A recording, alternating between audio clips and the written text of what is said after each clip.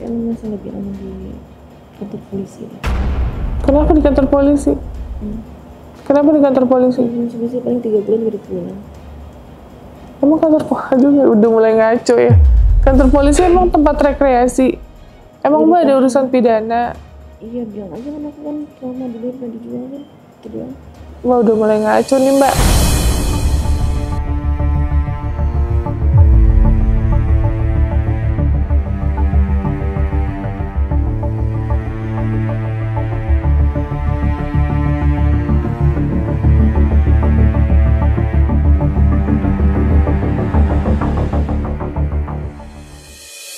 Nah, pertanyaanku fokus, kamu dijual sama siapa? Dijual sama bokapnya, sama orang tua. Dari orang tuanya mamanya.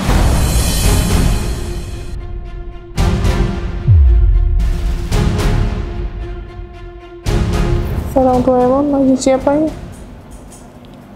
Ada atau temen bosnya gitu. Yang ngejual siapa? Mama? Bukan, orang tuanya. Orang tua mama?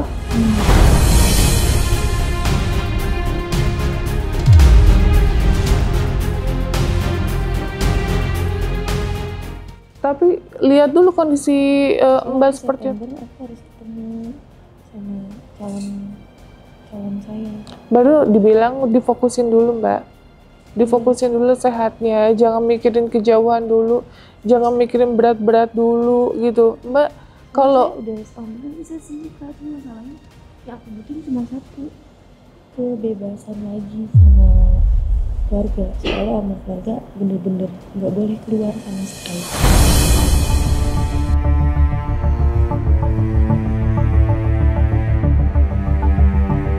kebebasan apanya? Kamu pernah nge-drugs ya?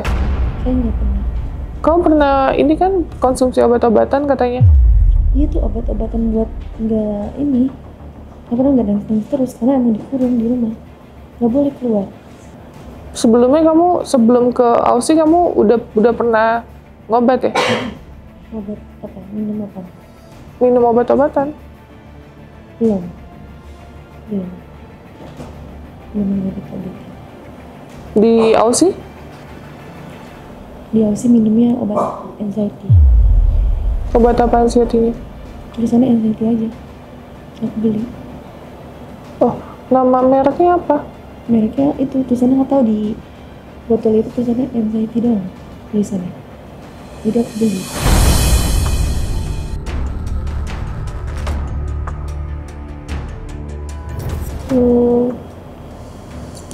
Iya. Ini aja aku sambil kerja, jadi aku masih ada hutang. Sambil kerja gitu kan, ketemu orang. Kalau di rumah tuh sama sekali gak ketemu orang. Kayak berasa dikunci, kayak di rumah sakit juga kan dikunci gitu kan. Nah kalau kayak di luar tuh aku kayak, dan kata dokter juga, aku kan ada dokter psikiater ya, kata dokternya harus banyak bersosialisasi. Kamu kerja lagi aja, terus juga kamu sambil minum obat kerja. Iya, tapi malah kamu tuh harus terhindar dari handphone. Pertama dari media sosial, kedua, ketiga kamu harus fokus dulu sembuhnya, pulihnya.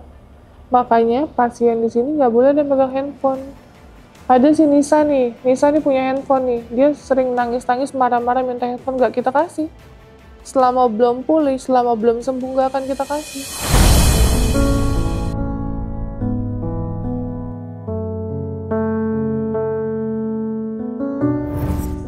Sampai kapan ya?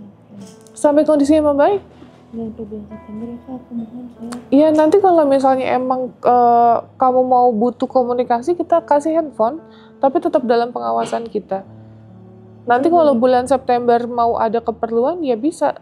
Nanti silakan aja ketemu atau seperti apa, tapi yang jelas kamu harus fokus sembuh dulu untuk saat ini. Karena kita lihat, Tapi aku juga ada kerjaan lagi. Terakhir aku kamu tuh bandel banget untuk dibilang tetap stay di sini sampai sembuh, sampai pulih. Jangan mikirin besok kerja, Senin kerja. Kamu gak akan bisa kerja kalau kamu belum sembuh.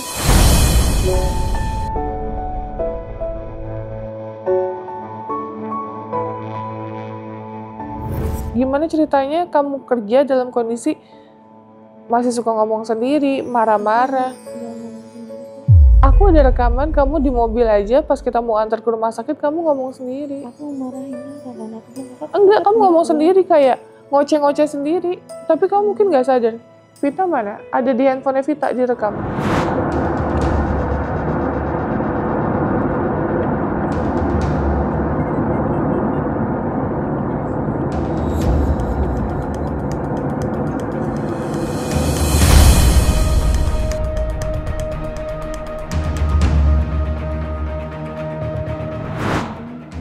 Ya, kamu mungkin nggak sadar. Makanya kita kasih tahu.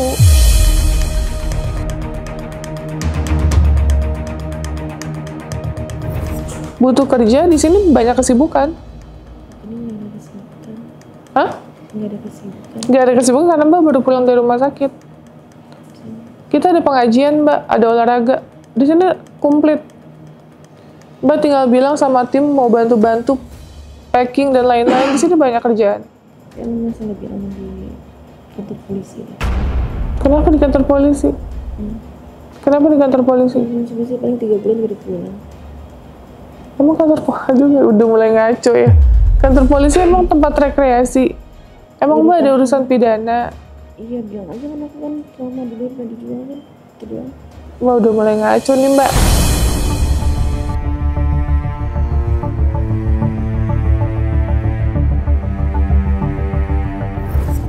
Tambah lama. Karena aku pernah dijual emang, karena aku cerita. Iya, tapi kan gak di kantor polisi Mbak langsung ditahan 3 bulan dengan waktu yang Mbak tentukan.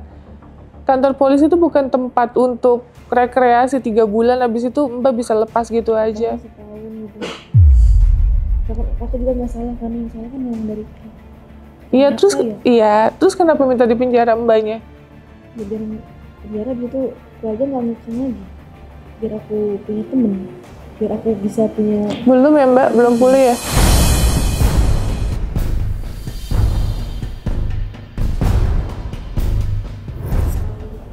Kamu kalau udah pulih, aku mau ajak jalan-jalan tadinya. Hah? Nggak mau, berarti mau dibawa ke rumah sakit lagi? Hah? Jadi, maunya gimana? Aku maunya ya istirahat di rumah gitu doang. Ya tapi masih rehabilitasi, belum bisa pulang. Berapa lama ya perjalanan? Ya tadi kan udah jelasin, 10 kali Mbak nanya lagi. Iya, soalnya aku Ya udah, pokoknya Mbak, pokoknya Mbak istirahat dulu aja. Intinya sengaja aku ajak ngobrol, muter-muter, balik lagi supaya aku bisa ngeliat kondisinya udah stabil apa belum, tapi ternyata belum stabil. Karena aku dapat info juga dari orang yayasan masih ngomong sendiri juga. Kakak jadinya kayak ngebela orang tua ya? Lah, saya nggak bela siapa-siapa, kenapa saya harus bela? Saya nggak kenal sama Mbak, saya nggak kenal sama keluarga Mbak. Niat saya sih cuma mau bantu aja, karena keluarga kamu minta bantuan sama saya.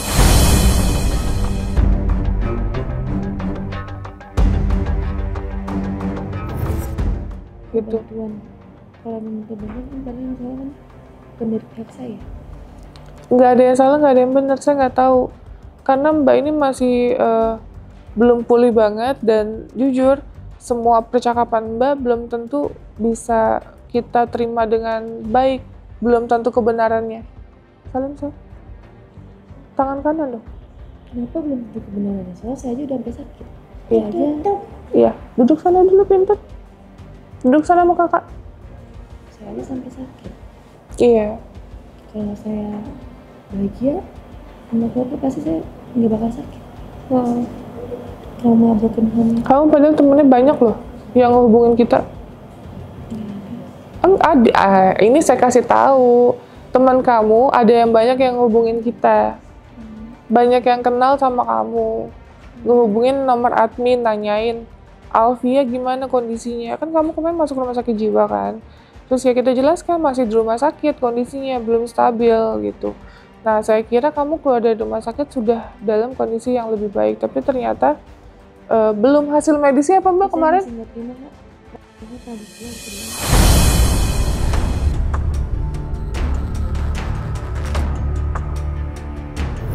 Hasil medisnya dari rumah sakit, ini hasilnya schizoactive disorder. Depresif type F25.1. Obatnya dapat berapa, Mbak? Obatnya dapat 4. Dapat 4. Nah, Saya kan yang udah mulai bagus kan cuma 2. Ini masih 4.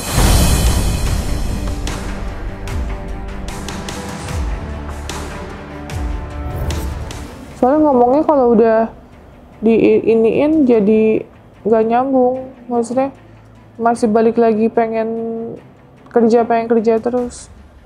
Iya, soalnya kalau saya udah lama aku nggak kerja Kak, dirawat terus. Kata dokternya, dokter psikiater aku bilang kamu harus ada kerja, soalnya kayak gitu. Udah berapa tahun ya aku? 2 tahun ada kali. Ya, nanti di sini Di rumah. kerjaan ya, bantuin kita ya. Di rumah kali. 2 tahun nggak kemana-mana. Tuh, Mbaknya tadi ngomong apa? Nanti aku kasih kerjaan di sini, bantuin kita ya. 2 tahun aku nggak ada sih. Kerja apa ya? Banyak, mau apa? Makanya tadi aku bilang kerja di sini banyak, tapi karena dia baru keluar dari rumah sakit, masa iya kita langsung kasih kesibukan? Orang kan adaptasi dulu sama orang-orang di sini, perkenalan dulu seperti apa gitu. Aku udah sampai Kak, 2 tahun aku dikurung di rumah sakit terus. 2 tahun. Ya kan kalau orang sakit emang harus ke rumah sakit, betul kan? Sekarang aku udah sembuh, udah 2 tahun. Nggak kerja juga. Cuma 2 tahun. Kehilangan barang-barang terus.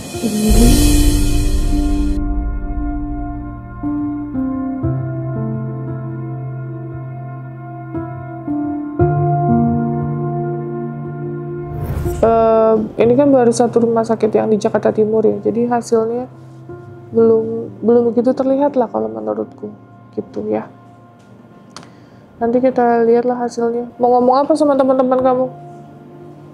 Gak tahu sih teman-teman yang di mana tuh. Oh iya, banyak Jakarta, sih. Berarti aku berharap aku bakal nemuin lagi. Iya, kamunya sembuh dulu, Neng. Alhamdulillah aku udah sembuh. Kamu nggak bisa menentukan diri kamu sembuh.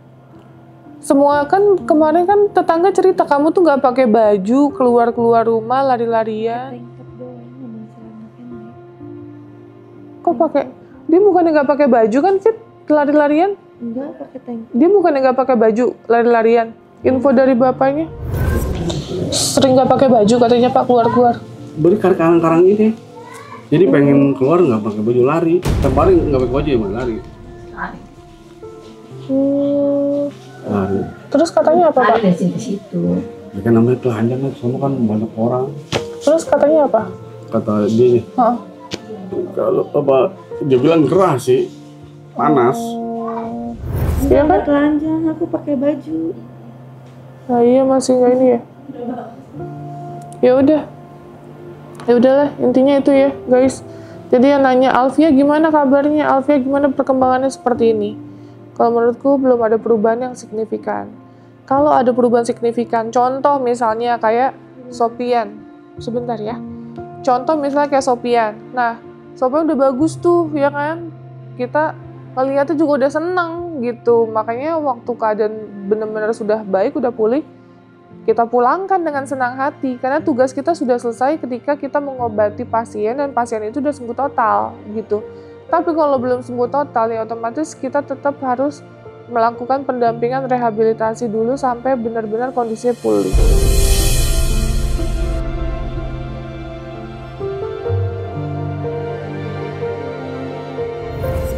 Jadi kalau misalnya ada satu orang yang seperti itu, kasihan pasien yang lainnya. 2 tahun dikurung, marah nggak? 2 tahun dikurung. Kalau aku sakit demi kebaikan aku nggak marah, karena aku menyadari. Kalau kakak merasa kakak nggak sakit, Yang gara-gara tahu dikurung, bukan terus yang dia tahu sakit atau enggak kan itu hasil medis. Kalau hasil medis menyatakan sakit skizo, ya itu kan ada hasil medisnya. Kecuali kalau hasil medisnya kita keadaan baik-baik aja, nggak ada masalah, kita dikurung, nah baru boleh tuh kita ada HAM, namanya hak asasi manusia. Ya, kita bolehlah menuntut HAM itu. Kalau kamu sakit dan orang tua kamu mengurung untuk kebaikan, menurutku nggak ada masalah. Tapi ya kesana pelan-pelan dan merah udah ulang semua. Nah, saya nggak tahu kalau untuk itu, karena kan saya nggak tahu untuk hal-hal kayak gitu. Tugas saya di sini cuman membantu mengobati Mbak Alfia untuk sehat, pulih lagi seperti sedia kala. Itu aja tugas saya. Kalau untuk barang-barang Mbak, uang Mbak, saya nggak tahu menau. Karena waktu Mbak ikut saya pun Mbak nggak bawa uang, gitu. Dompet, handphone ada di rumah. Iya, nah saya kan nggak tahu Mbak. Terus buat yang nanya, kemarin kan sempat ada mungkin miskomunikasi atau salah paham ya guys. Kita sih di sini hanya bisa menjelaskan sama kalian, kita nih lebih memahami karakter ODGJ. Saya terjun dari 2020 ya untuk membantu ODGJ. Ya even saya tidak mengambil sekolah kedokteran, psikolog, psikiater, tetapi saya lebih memahami ODGJ dari saya ambil di jalan, karakternya seperti apa, kita urus, kita kasih makan, tidur, dan lain-lain gitu ya.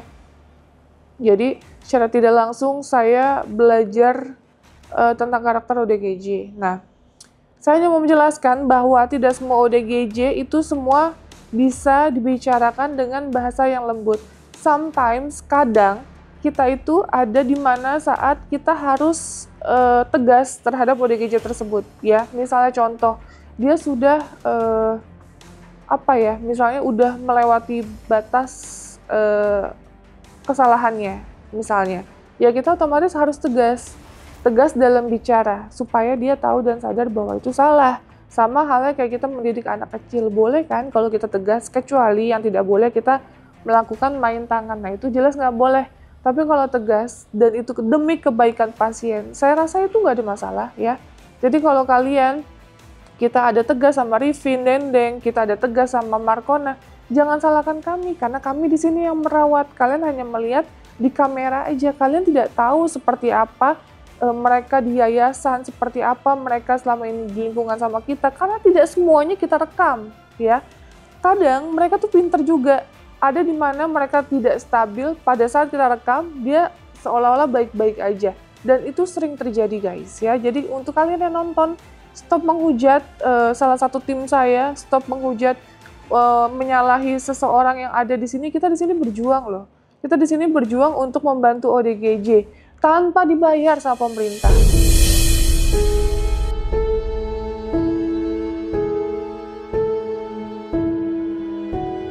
Ya, sekali lagi dijelaskan. Tanpa ada bantuan dari pemerintah, kita nggak pernah dapat bantuan satu butir beras pun dari pemerintah atau dari dinas sosial. Kita di sini pure kemanusiaan yang kita lakukan tanpa dibayar sama keluarga juga. Ya, kita nggak pernah mau terima uang dari keluarga siapapun. Jadi kayak misalnya keluarga Alfia nih, ya kan, nitip di kita. Kita nggak pernah minta duit, nggak pernah minta bayaran bulanan. Semua tulus dan ikhlas. Even waktu itu kita pernah mau dikasih beras ya Fit ya, sama salah satu keluarga. Jadi keluarganya itu abis apa sih abis panen padi, kita dikasih beras. Kita menolak dengan cara halus. Bukan kita tidak butuh, tetapi kita ikhlas dalam membantu gitu. Jadi tolong ya guys, untuk kalian dijaga ketikannya. Kita di sini semangat membantu orang, tapi ketika kalian mungkin menyalahi, menilai tidak baik terhadap salah satu tim, itu membuat mental kita agak drop gitu ya. Jadi positive thinking aja dalam melihat orang-orang yang di sini turut serta merawat gitu. Kalau kita tegas ya emang ODGJ lagi nggak stabil, masa kita diemin juga.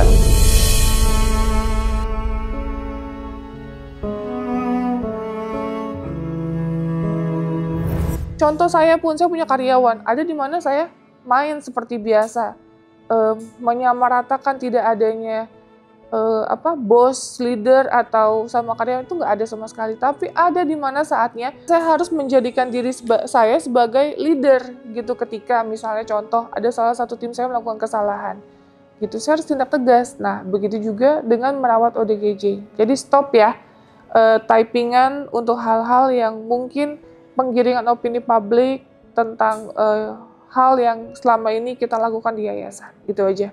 Percayakan sama kita melakukan yang terbaik untuk semua pasien, dan tidak pernah membeda-bedakan pasien A, B, C, D, E, F. Nggak ada sama sekali. Semua rata ya. Rifin, Markona, Alfia, ada Sinta, ada Evi, ada siapa? Anissa. Aduh banyak ya guys. Banyak banget, ada Munadiro, banyak banget, kita lagi banyak pasien ya. Jadi kalian berucaplah yang baik aja supaya kita juga di sini semangat tetap membantu orang dan tetap selalu positif dalam menilai apapun sudut pandangnya.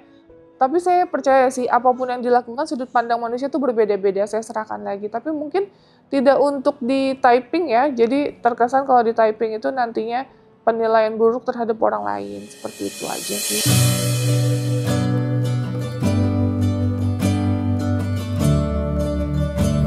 Ya, guys, ini keadaan Alfia. Doain ya, semoga Alfia sehat-sehat di sini. Terus nggak minta-minta pulang terus, karena jujur nih melihat kondisinya masih jauh dibilang stabil ya. Saya sengaja kalau ngobrol tuh balik lagi ke A, balik lagi ke B, balik lagi ke C, mengulang pertanyaan saya supaya saya mau tahu jawabannya konsisten atau enggak gitu ya. Oke, itu aja. Thank you ya guys. Assalamualaikum warahmatullahi wabarakatuh.